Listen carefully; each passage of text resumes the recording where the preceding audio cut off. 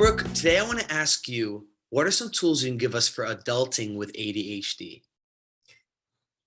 Adulting with ADHD is this concept that many of us struggle with.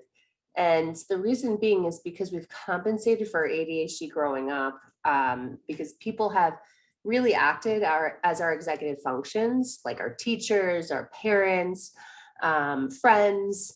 And there has always been this built-in structure into our schedules as students.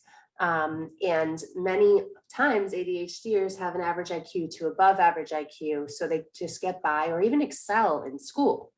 So they don't really have to learn life skills and learn how to study, learn how to organize, learn the executive functions. So now you enter adulthood or adulting, and you have these new responsibilities, new structure that you have to create, which is new. And we hate structure, but thrive on it at the same time. We have to manage our priorities, our work responsibilities, our relationships, our families, our taxes. I mean, should I go on? All these responsibilities that have just been brought on to us that we've never necessarily really had to worry about in the past. So on top of that, conditioning, history, shame from our past very often creep into our subconscious as adults, and we carry them into our present day, which can lower our self-esteem, make us feel like we can't keep up with the best of them, and reach our potential.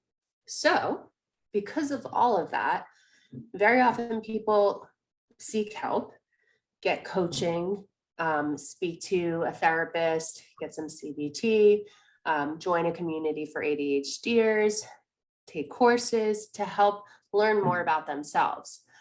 So knowing yourself, truly knowing yourself, knowing your strengths, knowing your weaknesses, your values, your goals, what's important to you over what you perceive to be important based on outside influences. So really focusing on those, do some self-work. As I mentioned, all those things could be options. A lot of people also journal and read, and just do that to understand who you are at the core and put your past into perspective and move forward. Another thing is, once you really know about yourself and how you're showing up for yourself and what is from your past, what stories you're creating, being accountable for your goals and actions in order to achieve success. And this is for anyone. So nothing really happens unless you're accountable for it. So you can have the best intentions, the best goals, the best plan, but unless you have accountability, it doesn't happen. So understand that motivation behind setting your goals, be around people who inspire you and lift you up. You're the average of the 5 people you spend the most time with. So you want to make sure that you're setting boundaries to things that don't serve you or take away from your goals. And you want to reflect too, which is something not many people do, because we like to be on the go and just keep going and going and going. So reflect on your intentions and actions, reward yourself for those small and large victories, and then set new goals and intentions. Yes, reflecting, inspiring friends, reading, journaling, those are super important, especially when you're getting thrown so many new responsibilities at you. I just graduated with a bachelor's, and I'm falling into, I mean, I already have, being in college is kind of, that independent, you're becoming an adult, but you really realize that, things are changing. You're becoming an adult, you're getting a new job, you gotta get groceries, meal prep, there's bills, and maybe even kids at times. So there's so much more responsibility being thrown at you. I think of that song by Destiny's Child. Sorry to interrupt. You're good. Pay my automobiles, you play my telephone bills. Exactly. So that song right there shows you there's so much more responsibility. You're taking on a lot, and especially for us with ADHD, there's so much going on, so many tabs open. There's a lot of stress sometimes, and you want those moments. You've named a lot of important moments: having friends, reading, journaling, relaxing, and reflecting. Those are very important, and I think the only way you can achieve and complete those specific tasks is routine. Figure out a routine, because look, we've gone through this pandemic of COVID, and it's that right there is a practice of different routines. So even becoming an adult is a whole different way to approach a new routine.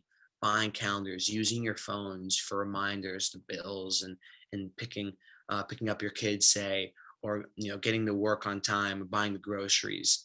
There's a lot of stress. I think I've brought this up before in the past episode. I'll bring it up again. Google and Apple are great because you can sync your calendars and reminders and notes and contacts through all devices, your laptop, your phone, your this, your that.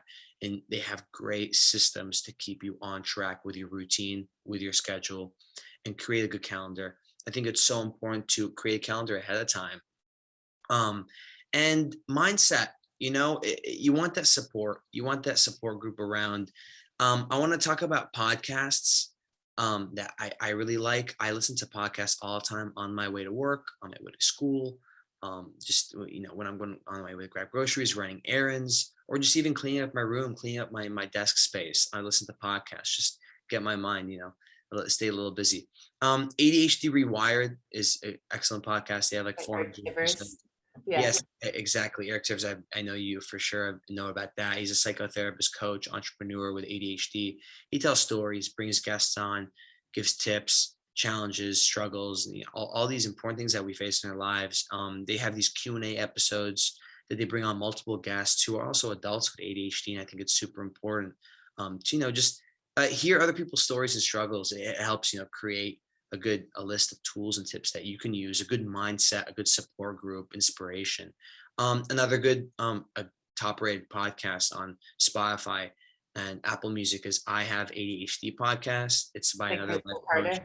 Yeah, exactly. Kristen Carter. There you go. She works with adults with ADHD. She has over 100,000 monthly listeners. So those are some really, I've listened to a few of the episodes on there. Those are great stuff to just, grab some good tools and tips and stories and kind of relate with a group of people that kind of going through the same thing you're going through, that have a brain that works similarly like yours, especially during a time where there's so much responsibility, so much stress, and things are changing now during a pandemic and just in life in general, creating that good mindset. Absolutely. Those are two great podcasts.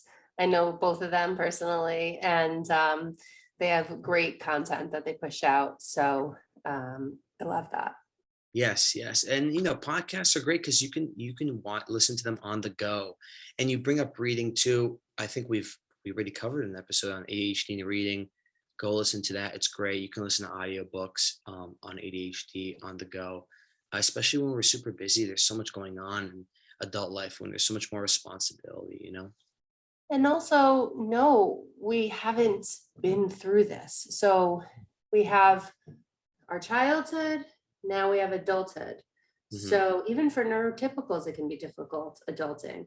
But now you bring in the ADHD, which is a struggle too. So be less hard on yourself. I know it's easy to say that right now, but know that it's a process. It's about progress, not perfection. And we just have to move things into bite-sized chunks, 1%, and gain some knowledge and continue to move forward with that. Rome wasn't built in a day. Exactly. We're going to do 1% at a time, learn as you go, trust in people, rely on other sources, rely on your friends, rely on, people who you can really trust and talk to gain more knowledge. That's why people have mentors. Yes. And being transparent with your friends and family too. Transparency is key. So they understand what you're going through, communicate with them. And like you said, patience. Day by day, things get better. It's a learning process. It's a learning curve. It's a sharp learning curve too.